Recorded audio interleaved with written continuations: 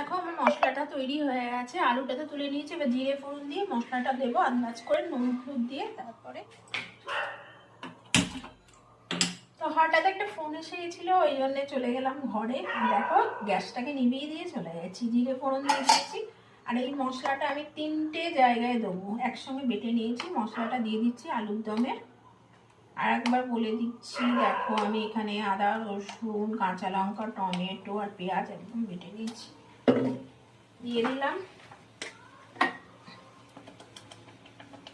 লবণ দিয়ে দিলাম,